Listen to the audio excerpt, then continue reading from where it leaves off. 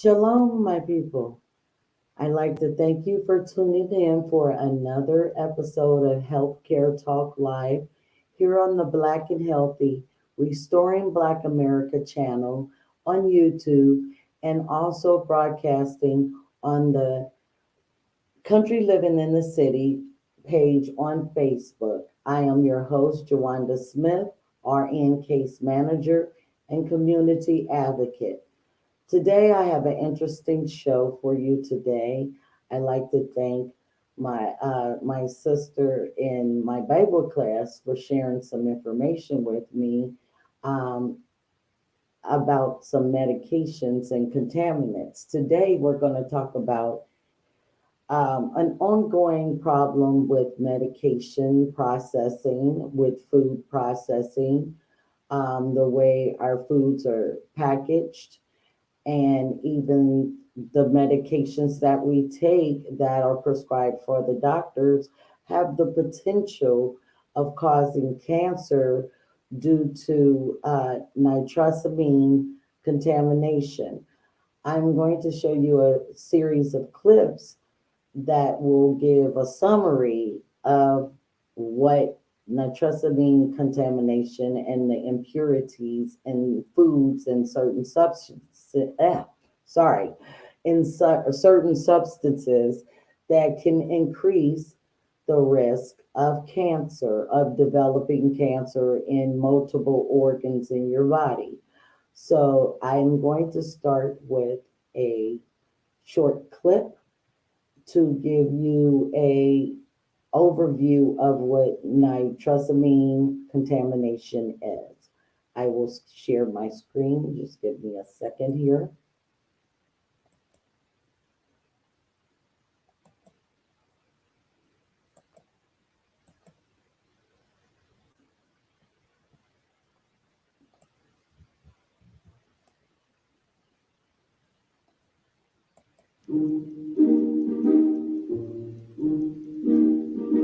Since 2018, many batches of drug products have been recalled from the market due to the presence of impurities called nitrosamines, which were above the permitted limits.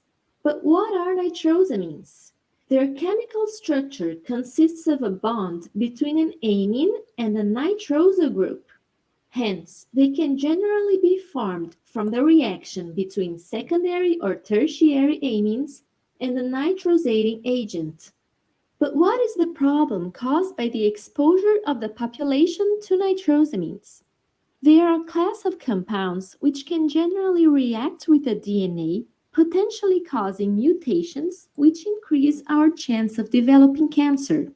However, it is important to mention that the drugs which have been recalled are not our only source of exposure to nitrosamines. There are nitrosamines in the food we eat, the water we drink, and even in the air we breathe. Drugs which contain such impurities only add a little to a basal exposure which we all already have. The risk of cancer in the world population is estimated to be around 33%. The available data indicates that our exposure to nitrosamines through these sources increases our risk of cancer in at least 0.001 to 0.01%.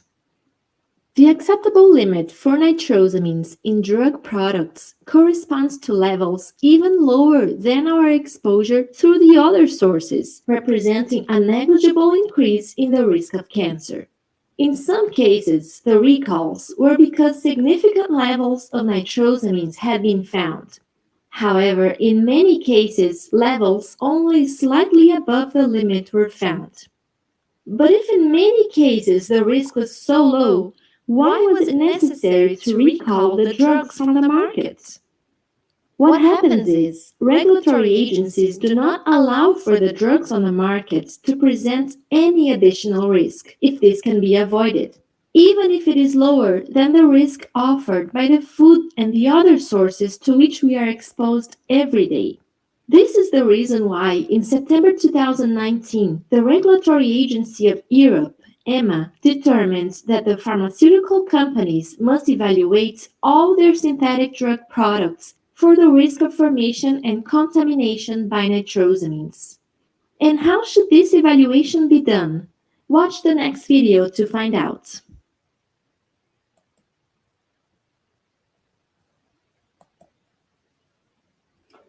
Okay, people, I was that video, there's a series of videos that talk about the assessment that the pharmaceutical companies now, because of the great recall that they had in 2018 with, it was valsartan, diavan, metformin, ranitidine, many of the popular drugs that are also over the counter, some of them had to be recalled because there was additional contamination of nitrosamine in the batches of medication, and they took them out from. So from that, they started a risk assessment and analyzing how the drugs are manufactured and how they can reduce the risk of the nitrosamines contaminating the drugs. I wanted to also show you an article, a research study that was done by a series of doctors, basically looking into how the assessment is done and to see if it's effective in reducing the risk. So let me show you that article here. Well, this article here was given to me by my sister, and it is the estimated cancer risk associated with nitrosamine contamination in commonly used medications. I'll read the abstract for you. Many nitrosamines are potent carcinogens with more than 30 listed under California's Proposition 65. Recently, nitrosamine contamination of commonly used drugs for treatment of hypertension, heartburn, and diabetes type 2 was prompted numerous Food and Drug Administration recalls in the U.S. The contaminants included the carcinogens NDMA and NDEA and the animal tumorigen in NMBA. I'm not going to say all the scientific names for that. These nitrosamine exhibit common genotoxic and tumorigent activities, which with shared target tumor sites amongst chemicals and within a given laboratory animal species. We use the drug valsartan as a case study to estimate the additional cancer risk associated with NDMA and NDEA contamination based on nitrosamine levels reported by the U.S. FDA cancer potencies developed by California's Proposition 65 program and the U.S. Environmental Protection Agency, and specific exposure scenarios. These estimates suggest that nitrosamine contaminations in drugs that are used long term can increase cancer risks and pose a serious concern to public health. So this is a very long article. So they talk about the testing process, the manufacturing process of the drug, because they specifically went in the study looking at the drug valsartan, which is a antihypertensive. So basically, I'm going to go to the conclusion of this research article when I get there. As you see, there's a lot of statistics in this article and everything. But and the discussion, I highlighted the conclusion. Well, the conclusion is our risk analysis underscore the importance of preventing nitrosamine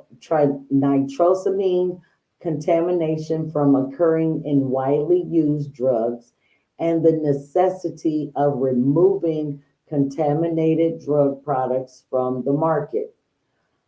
Prompt manufacturing changes and continued monitoring by the US FDA are needed to address this serious public health issue. Ultimately, the presence of carcinogenic contaminants in drugs may affect treatment preferences, patients' compliance, and health outcomes. Of course, that was a mouthful, but that is the current situation with the FDA. Basically, they're still monitoring the manufacturing and the processing of drugs to make sure that there's no added contaminants. So, which means there's contaminants there, but according to the FDA, there's a certain level that they will allow. I'm not understanding. I mean, I know the contaminants are made through the process, but it makes you question whether or not you should take medication, of course. And that's why that study basically concluded that many patients will make choices not to be compliant to medications, or maybe find alternative methods like natural herbal medicines versus using the Western modern medicines. Now, I also want to share with you some cancer causing foods, and it also tells you about how the nitrates and the nitrites are formed that may cause cancer in your body. So let me share that with you guys.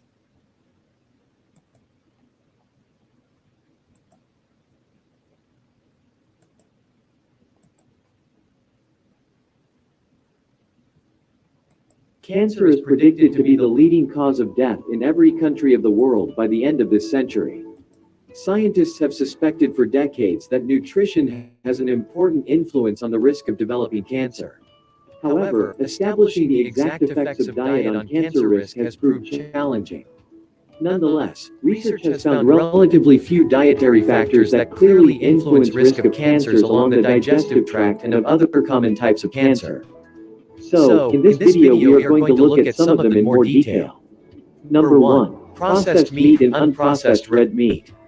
Processed meat is any type of meat that's been preserved by smoking, salting, curing, or canning. Most processed meats are red meats. Some examples of red meat that's been processed include hot dogs, salami, sausage, ham, corned beef, and beef jerky. The methods used to make processed meats can create carcinogens. For example, curing meat with nitrite can form carcinogens called N-nitroso compounds. Both processed and unprocessed red meat also contain heme iron, which might have a cytotoxic effect in the gut and increase formation of N-nitroso compounds. In addition, smoking and cooking meat at high temperatures can generate carcinogenic heterocyclic amines and polycyclic aromatic hydrocarbons. Two most common cancers associated with the consumption of processed meat are the colorectal and breast cancer. Number 2. Alcohol. Alcohol is the main diet-related risk factor for liver cancer, probably through the development of cirrhosis and alcoholic hepatitis. When you consume alcohol, your liver breaks down alcohol into acetaldehyde, a carcinogenic compound. Acetaldehyde promotes DNA damage and oxidative stress. It also interferes with the immune function, making it difficult for the body to target and destroy cancerous cells. In addition, alcohol consumption may also increase the risk of oral and esophageal cancer. In women, alcohol increases levels of estrogen in the body. This is linked with a higher risk for estrogen receptor-positive breast cancer. Number 3. Very hot beverages. Two major types of cancer that arise in the esophagus are squamous cell carcinoma, which is the most common type, and adenocarcinoma. Consumption of drinks such as tea, chocolate, coffee, and mate when scalding hot is associated with an increased risk of esophageal cancer, particularly squamous cell carcinoma. Number 4. Salt-preserved food items.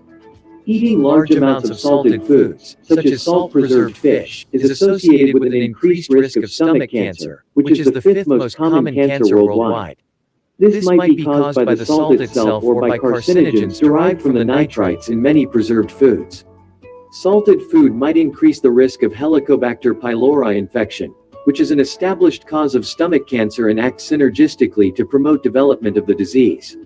Moreover, some evidence indicates that eating large amounts of pickled vegetables increases the risk of stomach cancer because of the production of N-nitroso compounds by mold or fungi, which are sometimes present in these foods. Number 5. Fried foods. When starchy foods are cooked at high temperatures, like when frying, baking, roasting, or toasting, a compound called acrylamide is formed. Fried starchy foods are especially high in acrylamide. This includes fried potato products, like French fries and potato chips. According to research, acrylamide was found to be carcinogenic in studies done on rats. And it can probably be carcinogenic to humans as well. According to another study, acrylamide was found to induce DNA and damage and cell death. Eating a lot of fried food also increases the risk of type 2 diabetes and obesity.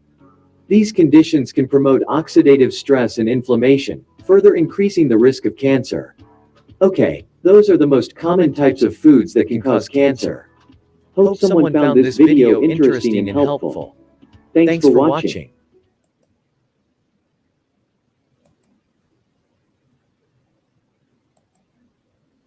Okay. Well, I have one little more snippet to show you, and this is concerning the packaging of food and BPA and how it has been linked to cancer itself. So let me share my screen.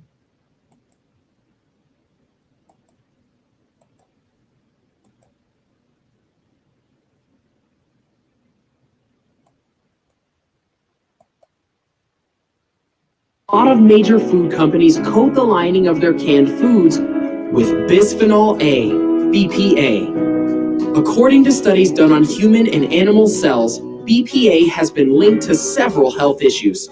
These include cancer, infertility, obesity, and diabetes. BPA is also found in many different types of hard plastics. These types of plastics include water bottles, eyeglass lenses, baby bottles, sports equipment, and much more. BPA can leach into water and food supplies and pose a risk to our overall health. Although some studies state that the current levels of BPA found in certain products do not pose a danger to human beings, some research does suggest that overexposure to BPA can lead to male impotence, fertility problems, heart disease, and other health issues.